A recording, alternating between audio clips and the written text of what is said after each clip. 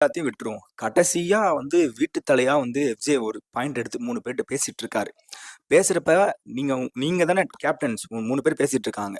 அப்போ வந்து உங்களுக்கு வந்து ஆ கேப்டன் வந்து ஒரு பொறுமையா வீட்டு தல வந்து பொறுமையா பேசணும். அப்புறம் ஆப்போசிட்ல இருக்க கேப்டன் வந்து ஆடாம பேசணும்.